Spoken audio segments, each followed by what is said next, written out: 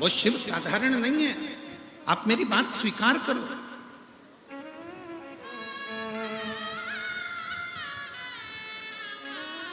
शंकर कौन?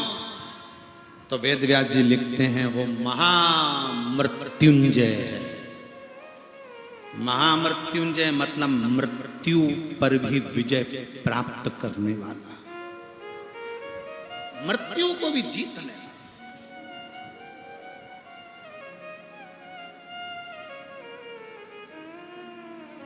हमें हरियाणा के सिरसा की कथा का स्मरण है।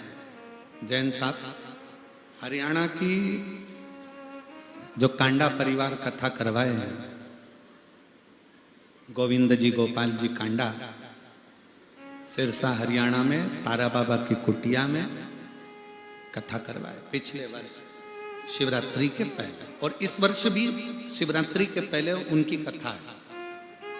17 फरवरी से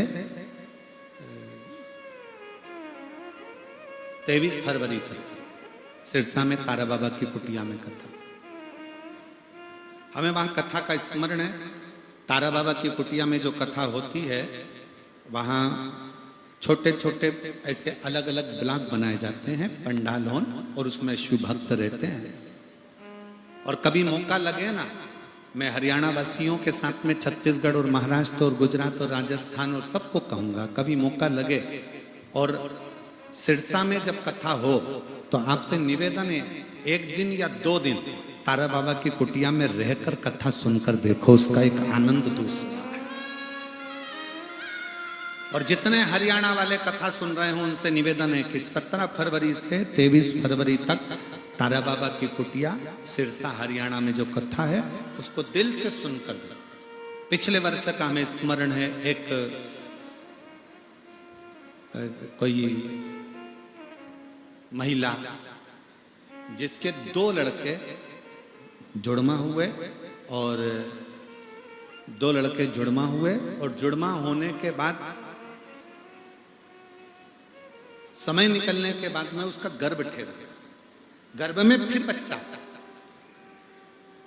और गर्भ में बच्चा आया और डॉक्टरों ने कह दिया कि यह बच्चे के नेत्र नहीं बने और ये बच्चा पूर्ण तरह से नहीं है, इस बच्चे का तुम अबॉर्शन।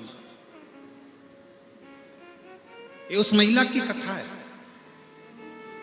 और वो हरियाणा की रहने वाली, जब वो उस बच्चे को, जो तीसरा बच्चा था, उसको लेकर वहां आई थी, तो वो रो रो कर कहती है कि मेरे बच्चे को कह दिया गया था कि ये बच्चे के आंख नहीं है और ये बच्चा पूर्ण स्वस्थ नहीं है, इसका अबॉर्शन कर दो।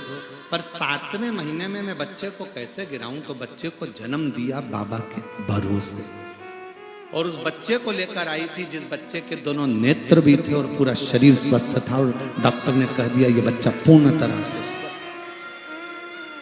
पूर्ण स्वस्थ।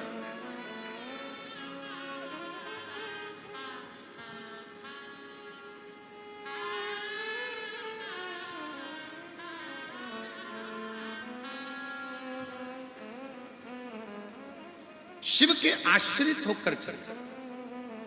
एक महिला बैठी हुई है यहां,